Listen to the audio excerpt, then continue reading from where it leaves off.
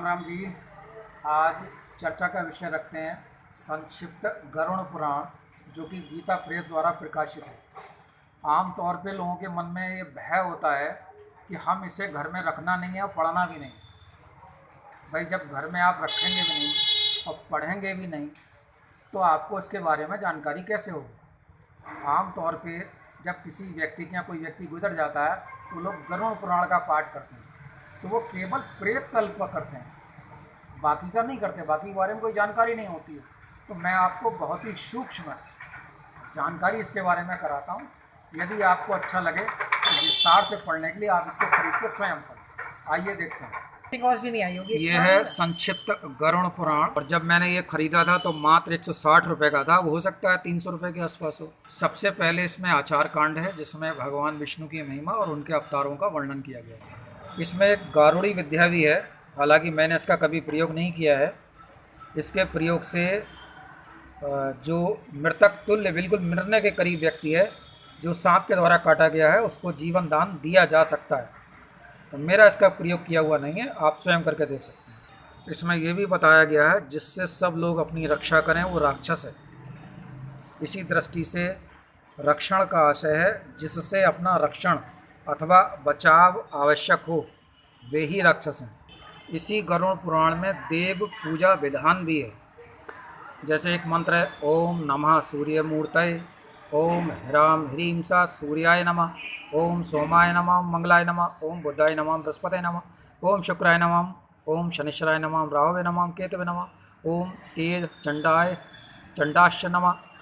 ये देव पूजन विधान भी इसमें बहुत विस्तार से है। और इसमें लक्ष्मी पूजा भी है। देखिए, यह है संक्षिप्त गरुड़ पुराण, पेज संख्या 26, और इस पर मंत्र है लक्ष्मी जी का, ओम श्रीं ह्रीं महालक्ष्मी नमः। अब ये तो भाई गृहस्थी के लिए है।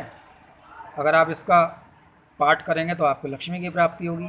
अब आप पढ़ोगे ही नहीं डर के मारे, तो ये कहाँ से प्राप्त होगी। और इसी में ही मंत्र है लक्ष्मी जी का, ओम घंग टंग डंग हंग श्री महालक्ष्मी नमः। ये महामंत्र है। ये पूर्व उल्लिखित परिवार सहित महालक्ष्मी देवी जी का पूजन करें। अब ये क्या मुर्दे के लिए थोड़े है, ये तो जीवित व्यक्ति के लिए है। ओम ह्रीं सौं सरस्वतये नमः, ओम ह्रीं वद वद वाग्वादिनी स्वाहा, ओम ह्रीं सरस्वतये नमः। ये मंत्र हैं गरुड़ पुराण में।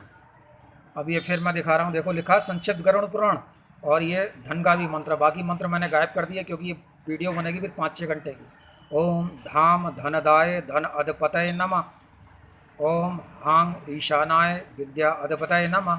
तो ओम धाम धनदाय धन अधिपतये नमः ये मुर्दे के लिए थोड़ा ही है भाई, ये संक्षिप्त गरुड़ पुराण में जीवित व्यक्ति के लिए है। और इसी में एक 12 अक्षर मंत्र है, ओम नमो भगवते वासुदेवाय नमः, ओम ओम नमः, ओम नंग नमः, ओम मोंग नमः, ओम भंग नमः, ओम गंग नमः, ओम बंग नमः, ओम तेंग नमः, ओम बांग नमः, ओम सुंग नमः, ओम देंग नमः, ओम बांग नमः, ओम यंग नमः, ओम ओम नमः, ओम नंग नमः, ओम मोंग नमः, ओम नांग नमः, ओम रांग नमः, ओम यंग नमः, ओम प्रणाम नमः, ओम यमाय नमः। 12 अक्षर मंत्र, ओम नमो भगवते वासुदेवाय नमः। ये सब संक्षिप्त गरुड़ पुराण में है मंत्र, और जीवित व्यक्ति के लिए है। और इसी संक्षिप्त गरुड़ पुराण में विष्णु सहस्त्र नाम भी है, और इसी में मृत्युंजय मंत्र भी है। ये ओम जुंग साह 3 अक्षरों वाला है। इस जुंग को लोग हुंग भी बोलते हैं। तो अब बाद में जो हमें मंत्र दिया गया किसी ब्राह्मण द्वारा, वो दिया गया ओम होंग जुम साह, ओम जुंग साह, इसको हुंग भी पढ़ा जाता है। तो मंत्र हो गया ओम होंग जुम साह।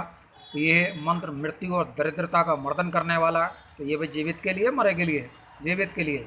अब पढ़ोगे तभी तो पता चलेगा। और इसी में सर्पों के विष को हरने के उपाय बताए गए। इसी में प्राणेश्वरी विद्या भी है, यानी प्राण कैसे प्रदान किए जाएँ, ये भी है। इसी में ही गोपाल जी की पूजा है, त्रिलोक्य मोहन मंत्र भी है, श्रीधर पूजन विधि भी है। इसी में ही शिव जी के पवित्र आरोपण की विधि का भी वर्णन किया गया है, पवित्र कैसे बनाएं। अब इसी गरुड़ पुराण में वास्तु मंडल की पूजा विधि भी ये लिखा है। संक्षिप्त गरुड़ पुराण ये लिखा है, वास्तु भवन के सम्मुख भाग में देवालय, अग्निकुंड में पाकशाला, और पूर्व दिशा में यज्ञ मंडप बनाना चाहिए, उत्तर दिशा में भंडार गृह, पश्चिम दिशा में खिड़की तथा जलाशय बनाना चाहिए। अब यह है किसमें, गरुड़ पुराण। और इसी गरुड़ पुराण में दान धर्म निरूपण और विभिन्न देवताओं की उपासना भी बताई गई है। ये लिखा गरुड़ पुराण, और इसी में बताया गया धन चाहने वाला मनुष्य अग्नि की पूजा करे। अरे भाई, ये मृतक के लिए थोड़ा ही है, डर क्यों रहे। इसी गरुड़ पुराण में भारतवर्ष का भी वर्णन है। ये लिखा है मेरू के दक्षिण भाग से किम पुरुष वर्ष कहा गया, उसके दक्षिण भाग में भारतवर्ष कहा गया। इसी गरुड़ पुराण में शुभ अशुभ योगों मुहूर्तों का वर्णन है। इसी गरुड़ पुराण में ग्रह दशा, यात्रा, शकुन, छींक का फल, सूर्य चक्र आदि का भी निरूपण किया गया है। इसी गरुड़ पुराण में चंद्र के जन्म लगन में होने पर तुष्टि, द्वितीय भाव में होने पर सुख हानि, तृतीय भाव में होने पर राज सम्मान, चतुर्थ भाव में होने पर कलह, ये चंद्रमा का फल बताया गया है। किसमें? गरुड़ पुराण में। इसी संक्षिप्त गरुड़ पुराण में स्त्रियों को शुभ अशुभ लक्षण बताए गए हैं। इसी गरुड़ पुराण में स्वरोदय विज्ञान भी है, यानी नाक के कौन से भाग से धारा बह रही है सांस की। इसी गरुड़ पुराण में विभिन्न प्रकार के हीरा और मोती, इनके बारे में वर्णन है। देखो ये मरकत मणि का वर्णन है। इसी गरुड़ पुराण में गृहस्थ धर्म का भी निरूपण है कि व्यक्ति को कैसे रहना चाहिए। इसी गरुड़ पुराण में वर्ण संकर जातियों का प्रादुर्भाव है, यानी करोड़ों वर्ष पूर्व बता दिया गया था कि हाइब्रिड जातियां कैसे पैदा होंगी, और ये हमारे गरुड़ पुराण में है। मैं BSc जूलॉजी बॉटनी से मुझे बताया गया कि ये खोज मेंडल ने करी, और जब मैंने इसमें गरुड़ पुराण में पढ़ा तो मुझे पता चला कि ये वर्ण संकर जो है कौन सी जाति से कौन सी जाति पैदा होगी, ये हमारी ऋषि मुनियों की खोज है। जैसे इसमें लिखा, क्षत्रिय पुरुष से ब्राह्मण स्त्री में सूत पैदा होगा, और शूद्र पुरुष से ब्राह्मणी में सर्व वर्ण निंदनीय चांडाल की उत्पत्ति होती है। ये जो वर्ण संकर जाति हैं ये हमारी खोज है, ये मेंडल ने नहीं करी है। इसी में हमारे यहाँ लिखा है, खड़े होकर भोजन नहीं करना चाहिए, और सब लोग खड़े होकर भोजन करते हैं। इसी गरुड़ पुराण में ग्रह शांति निरूपण भी बताया गया है कि ग्रह की शांति किस प्रकार की जाए। इसी गरुड़ पुराण में संन्यास धर्म निरूपण बताया गया कि सन्यासियों को कैसे रहना चाहिए। इसी गरुड़ पुराण में बृहस्पति की नीति भी है। बृहस्पति की नीति कहती है कि क्षुद्र व्यक्ति के साथ वार्तालाप ना करो, दुष्ट व्यक्ति का दर्शन नहीं करना चाहिए, मित्र के साथ विरोध नहीं करना चाहिए, दुष्ट स्त्री का भरण पोषण करने से, दुष्टों का किसी भी कार्य में सहयोग कर लेने से विद्वान पुरुष अंत में दुखी हो जाता है। इसी संक्षिप्त गरुड़ पुराण में बताया गया है कि राज परिवार विश्वास करने योग्य नहीं होते, और इसी गरुड़ पुराण में राजनीति का भी निरूपण है कि राजनीति कैसे करना चाहिए। इसी गरुड़ पुराण में विभिन्न प्रकार के व्रतों का निरूपण है। देखो उसमें चातुर्मास व्रत का निरूपण बताया गया। इसी में शिवरात्रि कथा और व्रत का विधान भी है। इसी में सूर्य वंश का भी वर्णन है, और ये चंद्र वंश का वर्णन है। और इसी गरुड़ पुराण में हरिवंश वर्णन, श्री कृष्ण की कथा भी है। इसी संक्षिप्त पुराण में महाभारत की कथा और बुद्ध आदि अवतारों का कथा का वर्णन भी है। इसी संक्षिप्त गरुड़ पुराण में आयुर्वेद का प्रकरण भी है, रोग और उनके सामान्य निदान निरूपण का भी है। ये भगवान धन्वंतरी जी ने कहा है। जैसे इसमें लिखा है, सभी रोगों का मूल कारण शरीर में स्थित कुपित दोष ही हैं, किंतु दोष प्रकोप का भी कारण अनेक प्रकार के अहितकर पदार्थों का सेवन है। यानी तुमने खाया क्या, इस बात पे विचार करो। देखो ये ऊपर संक्षिप्त गरुड़ पुराण है, नीचे लिखा है कफ ज्वर के लक्षण, यानी इसमें बीमारियों की दवा के बारे में भी वर्णन है। इसी संक्षिप्त गरुड़ पुराण में कास यानी खांसी निदान के बारे में भी बताया गया है। इसी संक्षिप्त गरुड़ पुराण में हृदय तृषा रोग का निदान भी बताया गया है, और आप घर के मारे से पढ़ते ही नहीं, ये कहते हैं घर में रखने लायक नहीं। इसी संक्षिप्त गरुड़ पुराण में अर्श यानी बवासीर का भी रोग के बारे में बताया गया है। इसी संक्षिप्त गरुड़ पुराण में प्रमेह रोग निदान भी है। औरतों को जो प्रमेह होते हैं, इसमें लिखा प्रमेह 20 प्रकार के होते हैं। उसमें 10 प्रमेह कफजन्य, 6 प्रमेह पित्तजन्य और 4 प्रमेह वातजन्य है। इसी संक्षिप्त गरुड़ पुराण में उदर रोग निदान भी है, ये धन्वंतरी जी ने बताया। काय में है? गरुड़ पुराण में। गरुड़ पुराण में स्त्री रोगों की चिकित्सा, ग्रह दोष के उपाय, ऋतुचर्या और पथ्यकारक सर्व औषधियों के बारे में वर्णन है। ये संक्षिप्त गरुड़ पुराण में लिखा है, 2.5 सेर दूध, 1.25 सेर घृत में सिद्ध अश्वगंधा का रस सेवन करने से स्त्री को भी पुत्र की प्राप्ति होती है। सोंठ, पिपली और काली मिर्च और केसर के चूर्ण का सेवन करने से तो वंध्या स्त्री भी पुत्रवती बन जाती है। काय में? संक्षिप्त गरुड़ पुराण में। और डर के मारे आप लोग पढ़ते ही नहीं हैं। लोग बताते हैं घर में रखना ही नहीं चाहिए। वाह, क्या राय दी है। इसी गरुड़ पुराण में बताया गया, जो औषधि वृद्धावस्था को दूर करने की सामर्थ्य रखती है उसे रसायन कहा जाता है। और इसी में पलित केश यानी जो गंजे हो जाते हैं उसकी औषधि का भी वर्णन है, यानी गंजा हो जाए तो ये वाली औषधि लगाओ। और इसी संक्षिप्त गरुड़ पुराण में खांसी रोग निदान भी है। पिपली और त्रिफला के चूर्ण को मधु के यानी शहद के साथ चाटने से भयंकर पीनस, खांसी और श्वास विकार नष्ट हो जाते हैं। ये काय में है? संक्षिप्त गरुड़ पुराण में। और इसमें अबुर्द यानी कैंसर के बारे में भी है। हल्दी, नीम की पत्तियाँ, पिपली, काली मिर्च, विडंग, भद्र, मोथा और सौंठ, इन 7 औषधियों को गौमूत्र के साथ पीसकर बटी बना लेना चाहिए। आगे डिटेल में खुद खरीदो पढ़ो। इसी गरुड़ पुराण में सोना चांदी बनाने की विधि का वर्णन भी है। इसी में गणपति जी का मंत्र है ओम गंग गणपतये नमः। भगवान गणेश का ये मंत्र धन और विद्या प्रदान करने वाला है।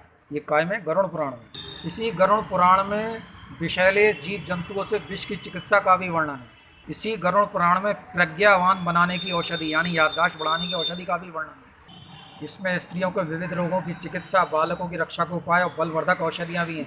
इसी गरुड़ पुराण में गौ अष्ट चिकित्सा भी है। इसी गरुड़ पुराण में व्याकरण सार, ये व्याकरण निरूपण है संक्षिप्त गरुड़ पुराण में। ये बहुत ही कठिन है, आसानी से समझ में भी नहीं आया। इसी संक्षिप्त गरुड़ पुराण में तर्पण विधि का भी वर्णन किया गया है और सपिंडीकरण श्राद्ध की विधि भी है।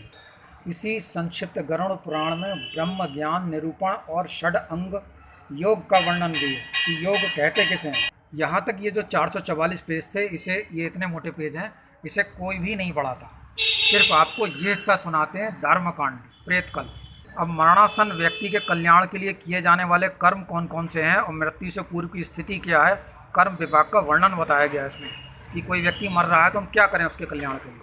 जैसे इस प्रेतकल्प में बताया गया, शव के नीचे बिछाए गए कुछ समूह निश्चित ही मृत्युग्रस्त प्राणी को स्वर्ग में ले जाते हैं, इसमें संशय नहीं है। इसी गरुड़ पुराण में बताया गया, जो मनुष्य फल चुराता है उसकी संतति मर जाती है।